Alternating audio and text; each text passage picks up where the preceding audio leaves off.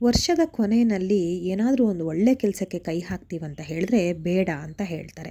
ಉದಾಹರಣೆಗೆ ಧನುರ್ಮಾಸ ನಡೀತಾ ಇರುತ್ತೆ. ಹಾಗಾಗಿ ನೀವು ಗೃಹ ಪ್ರವೇಶ ಮಾಡೋದಾಗಲಿ, ಮದುವೆ ಕಾರ್ಯಕ್ರಮ ಮಾಡೋದಾಗಲಿ, ಮದುವೆ, ಮುಂಜಿ, ನಾಮಕರಣ, ಗೃಹ ಪ್ರವೇಶ ಹೀಗೆ ಯಾವುದೇ ಒಂದು ರೀತಿ ಹೊಸ ಕೆಲಸಗಳಿಗೆ ಕೈ ಹಾಕಬೇಡಿ ಧನುರ್ಮಾಸದಲ್ಲಿ ಅಂತ ಹೇಳ್ತಾರೆ. ಯಾಕೆ ಅಂತ ಹೇಳಿದ್ರೆ ಸಂಕ್ರಮಣ ಎದುರಿಗೆ ಇಟ್ಕೊಂಡು ಯಾವುದೇ ಒಂದು ಶುಭ ಕಾರ್ಯಗಳು ಮಾಡೋದು ಒಳ್ಳೆಯದಲ್ಲ. ಅಷ್ಟು ಅದು ಶುಭ ಲಾಭಗಳನ್ನು ತಂದುಕೊಡೋದಿಲ್ಲ. ನೀವೇನು ಕೆಲಸ ಮಾಡ್ತೀರಾ ಅದು ಸಂಪೂರ್ಣವಾಗಿ ಒಳ್ಳೆಯ ಒಂದು ಫಲಿತಾಂಶವನ್ನು ನೀಡೋದಿಲ್ಲ ಅಂತ ಹೇಳಲಾಗತ್ತೆ. ಹಾಗೆ ಸಂಕ್ರಮಣದ ದಿನ ಕೂಡ ಯಾವುದೇ ಒಂದು ಶುಭ ಕಾರ್ಯವನ್ನು ಮಾಡೋದಿಲ್ಲ. ಅಂದರೆ ಈಗ ಏನಾಗಿದೆ, ಇತ್ತೀಚೆಗೆ ನಿಮಗೆ ಸಮಯ ಇರೋದಿಲ್ಲ, ಇನ್ಯಾರೋ ಫಾರಿನ್ಗೆ ಹೋಗಬೇಕಾಗಿರುತ್ತೆ, ಇನ್ಯಾರೋ ಹುಷಾರಿರಲ್ಲ, ಹಾಗಾಗಿ ಹಿಂದೆ ಮುಂದೆ ನೋಡಲ್ಲ, ಮುಹೂರ್ತವನ್ನು ನೋಡಿ ಕೊಟ್ಬಿಡ್ತಾರೆ. ಯಾರು ಅಷ್ಟೊಂದು ತಲೆ ಕೆಡಿಸ್ಕೊಳ್ಳಲ್ಲ. ಬಟ್ ಹಿಂದೆಯಿಂದ ಬಂದಿರೋ ಒಂದು ಸಂಪ್ರದಾಯದ ಪ್ರಕಾರ ಅಥವಾ ನಮ್ಮ ಸಂಸ್ಕೃತಿಯ ಪ್ರಕಾರ ಸಂಕ್ರಮಣನ ಎದುರುಗಡೆ ಇಟ್ಕೊಂಡು ಯಾರೂ ಒಳ್ಳೆ ಕೆಲಸಗಳಿಗೆ ಕೈ ಹಾಕೋದಿಲ್ಲ, ಶುರು ಮಾಡೋದಿಲ್ಲ. ಹಾಗಾಗಿ ಇದೆಲ್ಲ ಒಂದು ಯೋಚನೆ ಮಾಡಬೇಕಾಗಿರುವಂಥ ವಿಷಯ ಆಗಿರುತ್ತೆ. ಹಾಗೆ ಸಂಕ್ರಾಂತಿ ಆದ ನಂತರ ನಮ್ಮ ಹಿರಿಯರು ಹೇಳ್ತಾರೆ, ನೀವು ಗೊತ್ತಿರುತ್ತೆ ನಿಮಗೆ, ಸಂಕ್ರಮಣ ಕಳೀತು ಇನ್ನೇನು ಆ ಕೆಲಸಗಳನ್ನ ಶುರು ಮಾಡ್ಬೋದು. ಅಂದರೆ ಎಷ್ಟರ ಮಟ್ಟಿಗೆ ನೋಡಬೇಕು ಅಂತ ಹೇಳಿದ್ರೆ, ಒಂದು ಗಂಡು ಹೆಣ್ಣು ನೋಡೋ ಒಂದು ವಿಚಾರ ಆಗಿದ್ದರೂ ಕೂಡ ಅದನ್ನು ಆಗ ಮುಂದುವರಿಸ್ತಿರಲ್ಲ. ಅದಕ್ಕಿಂತ ಮುಂಚೆ ಶುರುವಾಗಿದ್ದರೆ ಸರಿ, ಅದೇನು ತೊಂದರೆ ಇಲ್ಲ. ಹೊಸದಾಗಿ ನೋಡಬೇಕು, ಸಂಬಂಧ ಬಂದಿರುತ್ತೆ ಹೊಸದಾಗಿ, ಆದರೆ ಅದು ನೋಡೋದಕ್ಕೂ ಅಥವಾ ಅದ್ರ ಬಗ್ಗೆ ಮಾತಾಡೋದಕ್ಕೂ ಕೂಡ ಹೋಗಲ್ಲ. ಸಂಕ್ರಮಣ ಕಳೀಲಿ ಅಂತ ಹೇಳ್ತಾರೆ. ಅದಾದ ನಂತರ ಸಂಕ್ರಮಣ ಕಳೀತು ಇನ್ನು ಶುರು ಮಾಡ್ಕೊಳ್ಳಿ ಅಂತ ಹೇಳ್ತಾರೆ. ಸಂಕ್ರಾಂತಿ ಅನ್ನೋದು ಎಷ್ಟು ಒಳ್ಳೆಯದೋ ಅಷ್ಟೇ ಕೆಟ್ಟ ಪರಿಣಾಮ ಕೂಡ ಬೀಳುತ್ತೆ. ಅದೇ ಈಗ ಬರುವ ಮಂಗಳವಾರ ಅಂದರೆ ಜನವರಿ 14ನೇ ತಾರೀಕು ಈ ಒಂದು ಮಕರ ಸಂಕ್ರಾಂತಿ ಬಂದಿದೆ. ಈ ಒಂದು ಸಂಕ್ರಾಂತಿನ ನೀವು ಪಾಸಿಟಿವ್ ಆಗಿ ಅದನ್ನು ಚೇಂಜ್ ಮಾಡ್ಕೋಬೇಕು, ಒಳ್ಳೆ ಥರದಲ್ಲಿ ಆಚರಣೆ ಮಾಡಬೇಕು ಅಂದರೆ ಸಾಮಾನ್ಯವಾಗಿ ಗೊತ್ತಿರುತ್ತೆ, ಮನೆಯಲ್ಲಿ ಬೇಗ ಎದ್ದು ಸ್ನಾನವನ್ನು ಮಾಡಿ ದೇವ್ರ ಪೂಜೆಯನ್ನು ಮಾಡಿ ನಾವು ಏನು ಮನೆಯಲ್ಲಿ ಎಳ್ಳು ಬೆಲ್ಲ ತಿಂದು ಹಂಚಿ ಒಬ್ರಿಗೊಬ್ರು ಹಂಚಿ ತಿಂತೀವಿ. ಅಕ್ಕಪಕ್ಕದ ಮನೆ ಅಥವಾ ಮನೆಗೆ ಯಾರು ಬರ್ತಾರೋ ಅವ್ರಿಗೆಲ್ಲ ಕೊಟ್ಟು ಎಳ್ಳು ಬೆಲ್ಲನ ಕೊಟ್ಟು ನಾವು ಅದೇ ಮಾತು ಹೇಳ್ತಾರೆ ಗೊತ್ತಾ, ಎಳ್ಳು ಬೆಲ್ಲವನ್ನು ತಿಂದು ಒಳ್ಳೆ ಮಾತಾಡಬೇಕಂತ. ಸೊ ಆ ರೀತಿಯಲ್ಲಿ ಎಳ್ಳು ಬೆಲ್ಲ ಕೂಡ ಒಬ್ಬರಿಂದ ಒಬ್ಬರಿಗೆ ಹಂಚಿಕೆ ಆಗುತ್ತೆ. ಸೊ ಇದು ಒಂದು ಒಳ್ಳೆ ಪಾಸಿಟಿವ್ ಮೋಡ್ ಅಂತ ಹೇಳಲಾಗುತ್ತೆ. ಇನ್ನೂ ಹೆಚ್ಚು ನೀವು ಅದನ್ನು ಒಳ್ಳೆ ಥರದಲ್ಲಿ ಉಪಯೋಗಿಸ್ಕೋಬೇಕು, ಸಂಕ್ರಾಂತಿ ಅನ್ನೋದು ನಿಮ್ಮ ಜೀವನದಲ್ಲಿ ಒಳ್ಳೆ ಥರದಲ್ಲಿ ಆಗಬೇಕು ಅಂದರೆ, ಒಳ್ಳೆ ಥರ ಅಂದರೆ ಏನು, ಮನೆಯಲ್ಲಿ ಆರ್ಥಿಕ ಸಮಸ್ಯೆ ಇರುತ್ತೆ, ಅಂದರೆ ಹಣಕಾಸಿನ ಸಮಸ್ಯೆ ಇರುತ್ತೆ, ಅಥವಾ ಏನೋ ಒಂದು ಕೆಲಸ ಮಾಡಬೇಕು ಅಂದ್ಕೊಂಡಿರ್ತೀರ ಅದಾಗಿರೋದಿಲ್ಲ. ಹೀಗೆ ಕೆಲವೊಂದು ಪರ್ಟಿಕ್ಯುಲರ್ ಸಮಸ್ಯೆಗಳಂತಿರುತ್ತೆ. ಏನೋ ಒಂದು ಹಣಕಾಸು ಆಗಿರ್ಬೋದು, ವಿದ್ಯಾಭ್ಯಾಸ ಆಗಿರ್ಬೋದು, ಅದೆಲ್ಲದೂ ಒಂದು ಅಡೆತಡೆ ಅಂತ ಆಗ್ತಾ ಇರುತ್ತೆ. ಅದೆಲ್ಲವೂ ಪರಿಹಾರ ಮಾಡ್ಕೊಳ್ಳೋಕ್ಕೆ ಈ ಒಂದು ಮಕರ ಸಂಕ್ರಾಂತಿ ಇದೆಯಲ್ಲ ಬೆಸ್ಟ್ ಅಂತ ಹೇಳ್ಬೋದು. ಹಾಗಾದರೆ ಹೇಗೆ ಅದನ್ನೆಲ್ಲ ಸರಿ ಮಾಡ್ಕೊಳ್ಳೋದು, ಅದರ ಕೆಟ್ಟ ಪರಿಣಾಮನ ಹೇಗೆ ಕಡಿಮೆ ಮಾಡ್ಕೊಳ್ಳೋದು ಅನ್ನೋದನ್ನು ನಾನು ಈ ವಿಡಿಯೋದಲ್ಲಿ ಪೂರ್ತಿಯಾಗಿ ತಿಳಿಸ್ತಾ ಹೋಗ್ತೀನಿ. ಈ ಮಾಹಿತಿ ನಿಮಗೆ ಇಷ್ಟ ಆಯಿತು ಅಂತ ಹೇಳಿದರೆ ವಿಡಿಯೋವನ್ನು ಲೈಕ್ ಕೊಡೋದನ್ನು ಖಂಡಿತ ಮರಿಬೇಡಿ. ಹಾಗೆ ನನ್ನ ಚಾನಲನ್ನು ದಯವಿಟ್ಟು ಸಬ್ಸ್ಕ್ರೈಬ್ ಮಾಡ್ಕೊಳ್ಳಿ. ಹಾಗೆ ಈ ಒಂದು ಮಾಹಿತಿ ನಿಮ್ಮ ಫ್ರೆಂಡ್ಸ್ ಆ್ಯಂಡ್ ಫ್ಯಾಮಿಲಿ ಯಾರಿಗಾದರೂ ಅವಶ್ಯಕತೆ ಇದೆ ಅಂತ ನಿಮಗೆ ಅನಿಸಿದ್ರೆ ಖಂಡಿತ ಅವ್ರಿಗೆ ಫಾರ್ವರ್ಡ್ ಮಾಡಿ. ಈಗ ಸಂಕ್ರಾಂತಿ ದಿನ ಏನೇನು ಮಾಡಬೇಕು, ಹಾಗೆ ಯಾವ ಕೆಲಸಗಳನ್ನ ಮಾಡಬೇಕು, ನಮ್ಮ ಕಷ್ಟಗಳನ್ನ ಪರಿಹಾರ ಮಾಡ್ಕೊಳ್ಳೋದಕ್ಕೆ, ನಮಗೆ ಇರುವಂತಹ ದೋಷಗಳನ್ನ ತೊಡೆದು ಹಾಕೋದಕ್ಕೆ ಅಂತ ನಾನೀಗ ಹೇಳ್ತಾ ಹೋಗ್ತೀನಿ. ನೀವು ಒಂದು ಪೆನ್ ಅಥವಾ ಪೇಪರ್ನ ತಗೊಂಡು ನೀಟಾಗಿ ನೋಟ್ ಮಾಡ್ಕೊಳ್ಳಿ, ಅಥವಾ ಈ ವಿಡಿಯೋನ ಸೇವ್ ಮಾಡಿ ಇಟ್ಕೊಳ್ಳಿ ಮತ್ತೆ ನೋಡಿ, ಓಕೆನಾ. ಮೊದಲನೇದಾಗಿ ನಾ ಹೇಳ್ದಂಗೆ ಸಂಕ್ರಾಂತಿ ಹಬ್ಬ ಆಚರಣೆ ಮಾಡೋರು ಬೆಳಗ್ಗೆ ಬೇಗ ಎದ್ದು ಸ್ನಾನ ಮಾಡಿ ದೇವರಿಗೆ ಪೂಜೆ ಎಲ್ಲ ಮಾಡ್ತೇವೆ ಅಲ್ವಾ. ಈ ಒಂದು ಮಕರ ಸಂಕ್ರಾಂತಿಯನ್ನು ಉತ್ತರಾಯಣ ಅಂತ ಹೇಳ್ತಾರೆ. ಯಾಕೆ ಅಂತ ಹೇಳಿದ್ರೆ ಮಕರ ಸಂಕ್ರಾಂತಿ ಹಬ್ಬ ಏನಿರುತ್ತೆ ಅದು ಸೂರ್ಯ ದೇವನಿಗೆ ಒಂದು ಗೌರವ ಸೂಚಿಸುತ್ತೆ ಅಂತ ಹೇಳಲಾಗುತ್ತೆ.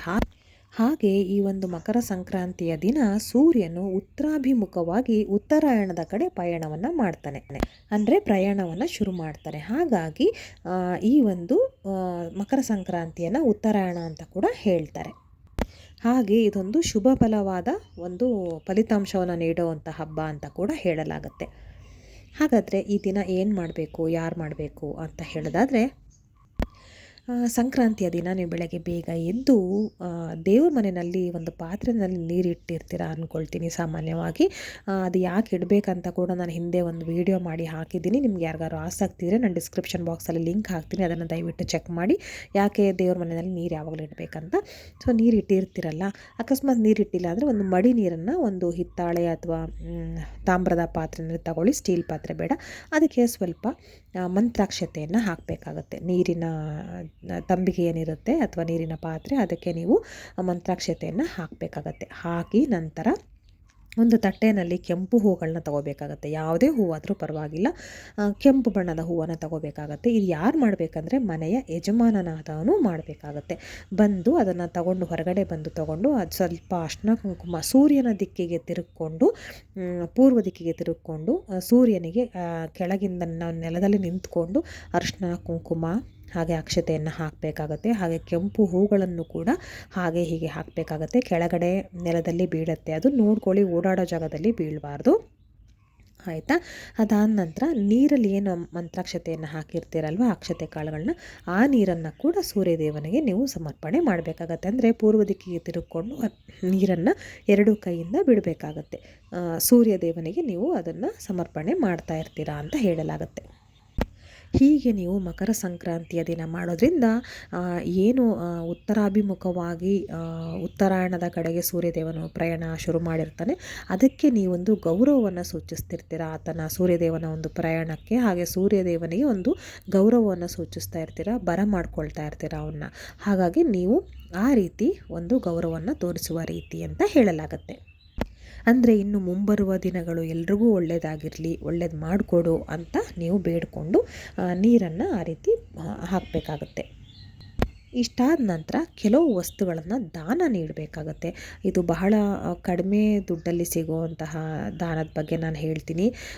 ಯಾಕೆ ಅಂತ ಹೇಳಿದ್ರೆ, ದಾನ ಮಾಡೋದು ನಿಜವಾಗ್ಲೂ ಶ್ರೇಷ್ಠಕರವಾದಂತಹ ವಿಷಯ. ಆದರೆ ಎಲ್ರಿಗೂ ಆ ಒಂದು ಶಕ್ತಿ ಇರೋದಿಲ್ಲ, ನಾನು ಒಪ್ಕೊಳ್ತೀನಿ. ಎಲ್ಲರೂ ಪರಿಸ್ಥಿತಿ ಒಂದೇ ಥರ ಇರೋದಿಲ್ಲ. ಹಾಗಾಗಿ ನಾನು ಕಡಿಮೆ ಹಣದಲ್ಲಿ ಸಿಗುವಂತಹ ಅಥವಾ ನಿಮ್ಮ ಮನೆಯಲ್ಲೇ ಇರುವಂತಹ ವಸ್ತುಗಳನ್ನು ದಾನ ನೀಡೋದಕ್ಕೆ ಹೇಳ್ತೀನಿ. ಹಾಗೆ ಅದರಿಂದ ಒಳ್ಳೆಯ ಫಲಗಳನ್ನು ಕೂಡ ನೀವು ನಿರೀಕ್ಷಣೆ ಮಾಡಬಹುದು. ಹಾಗೆ ಈ ಒಂದು ದಾನಗಳು ಯಾರು ಕೊಡಬೇಕು, ಯಾವ ಹೊತ್ತಿನಲ್ಲಿ ಕೊಡಬೇಕು ಅಂತ ಕೂಡ ಹೇಳ್ತೀನಿ. ಹಾಗೆ ಯಾಕೆ ಕೊಡಬೇಕು ಅಂತ ಕೂಡ ಹೇಳ್ತೀನಿ.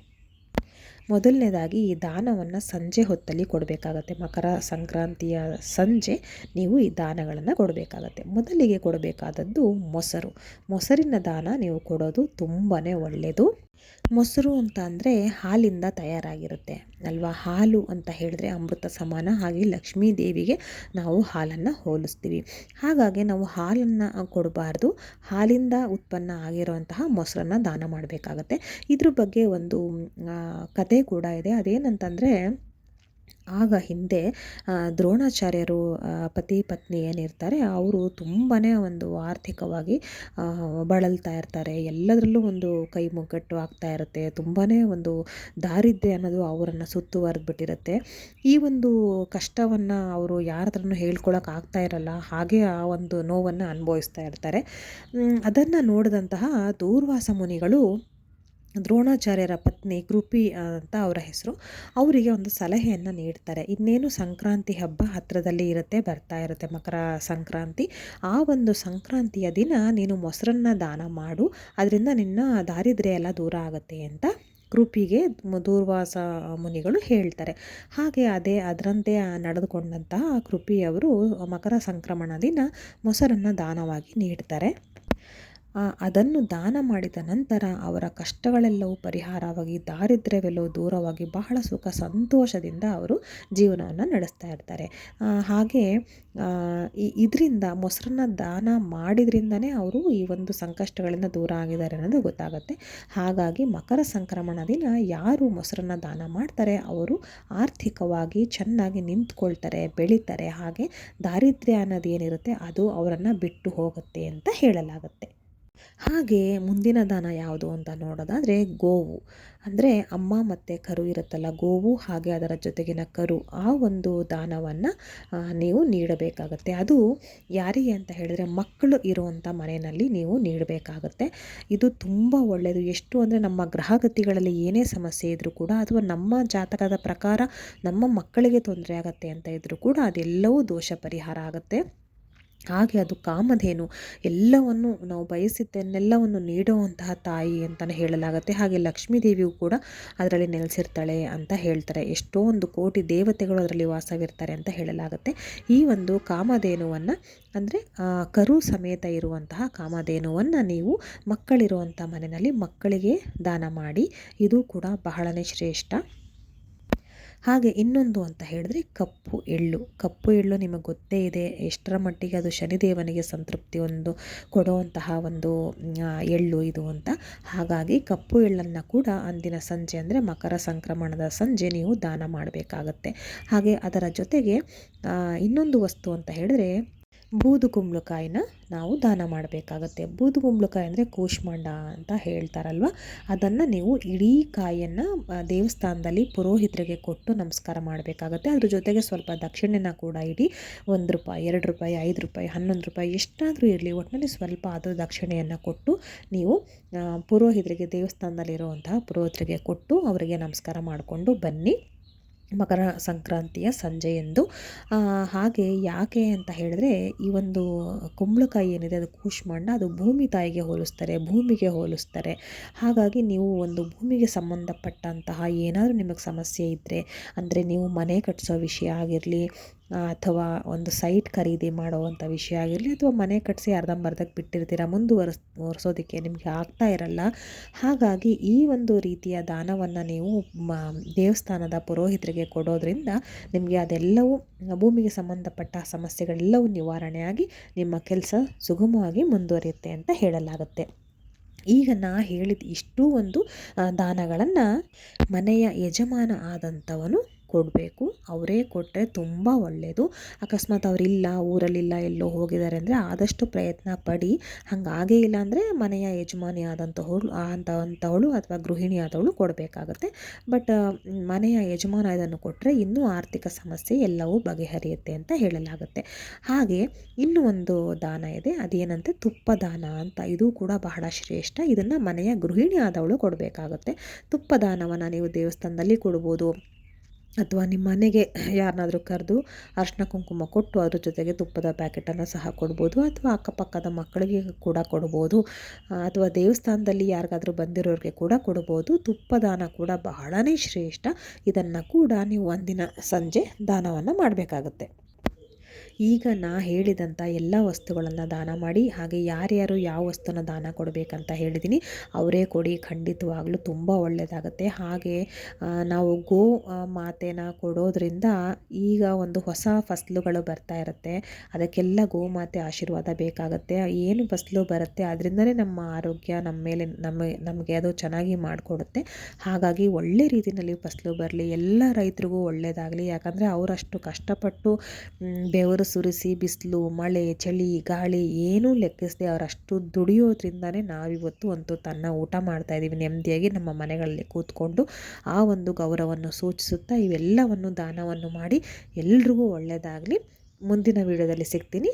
ಧನ್ಯವಾದಗಳು.